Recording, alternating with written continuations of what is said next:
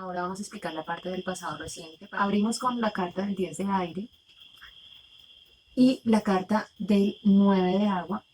Ambas tienen un mensaje similar, pero cada una corresponde a su propio mazo. El mazo del aire, que es el mazo de la mente, nos habla de que estamos pasando por un proceso de individuación. El proceso de individuación es un proceso contrario al proceso de identificación. Cuando pasamos por un proceso de identificación es cuando nos asociamos, cuando asociamos nuestra identidad a las cosas externas o a las relaciones que tenemos, a todo lo que compone el afuera. Es decir, que nos identificamos con nuestros roles, como por ejemplo,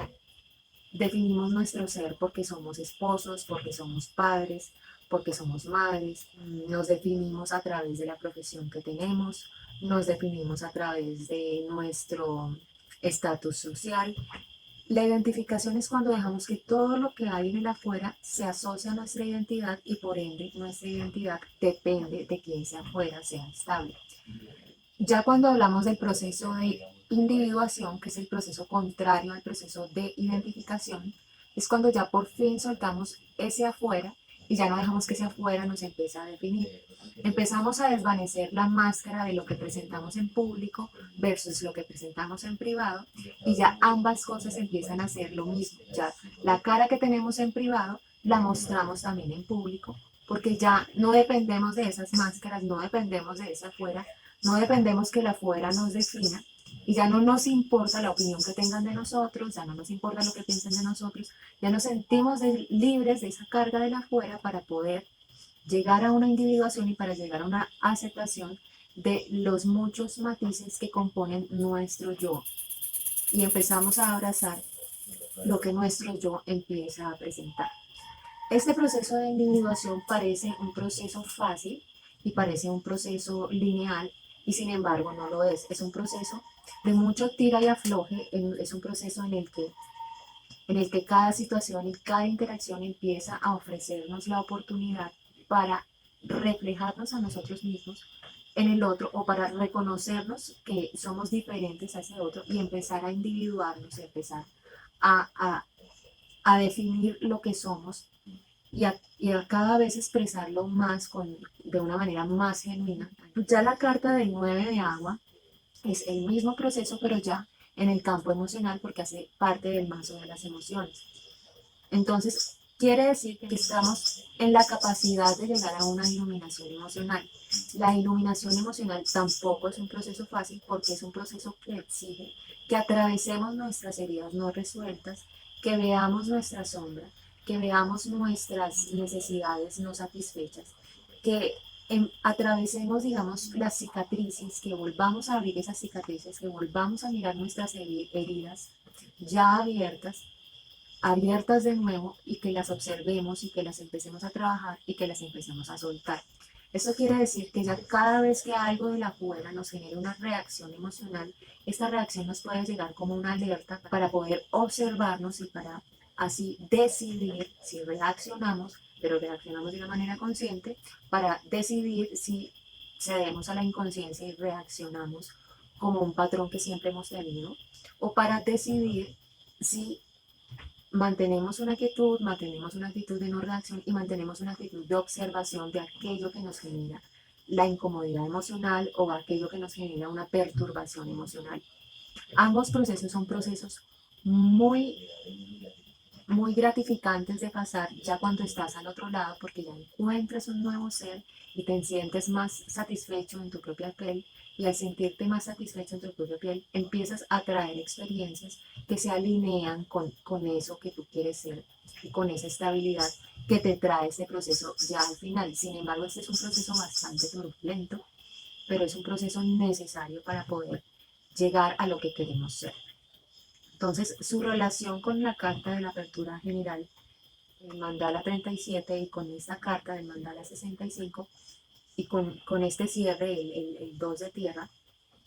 y con el punto ciego 28 es bastante coherente porque puede que este proceso que te muestra el 10 de aire, que te muestra el 9 de agua, sean procesos que estén sucediendo dentro del inconsciente y que estén saliendo poco a poco y que tú ni siquiera sepas que los estás atravesando, y al no saber que los estás atravesando, estás sintiendo algún tipo de desesperación que te está llevando a actuar de una manera que te genera una tensión tal y una resistencia tal que estás al borde de un desequilibrio. Entonces la relación de este par de procesos con el punto ciego de desesperación empieza a darle canalización a lo que te muestra esta apertura de ese mandal en reverso y a lo que te muestra de pronto esta situación de triangulación en el que hay un conflicto y en el que hay una necesidad de validación a través de vernos como los buenos en ese conflicto. Entonces,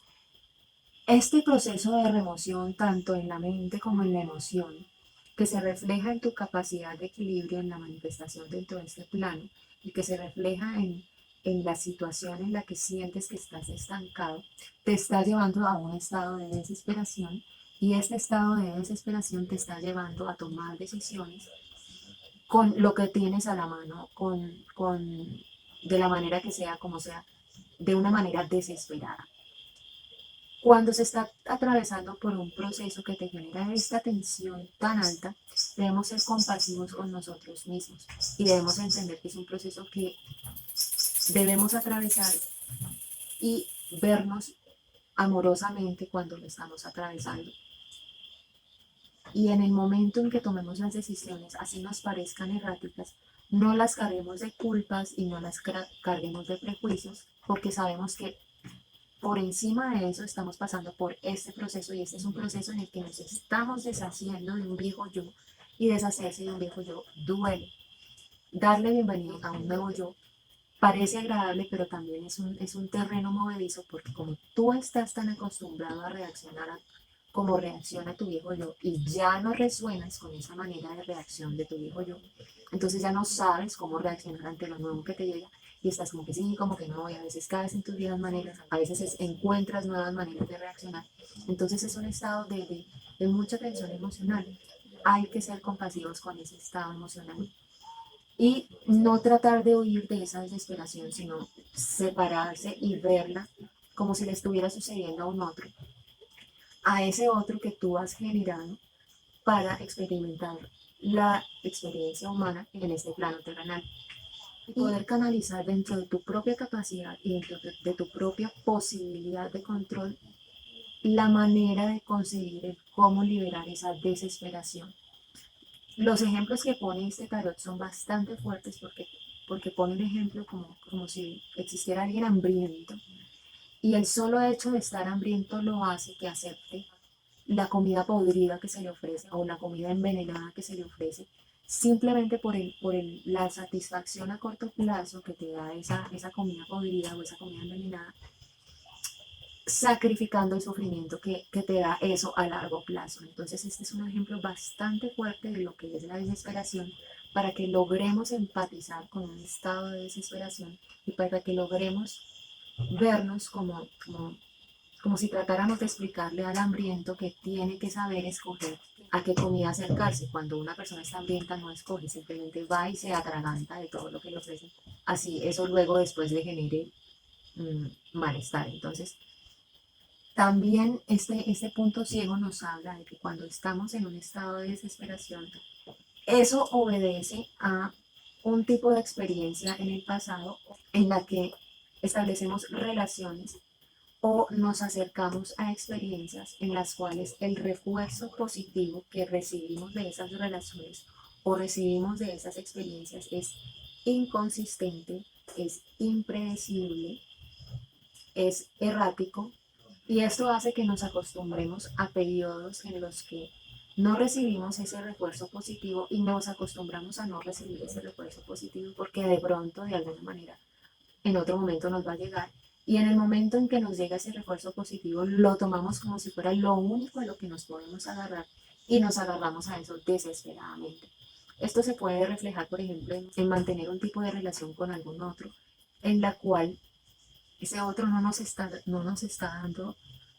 la mejor experiencia que nos puede dar, y aún así seguimos manteniendo esa relación porque estamos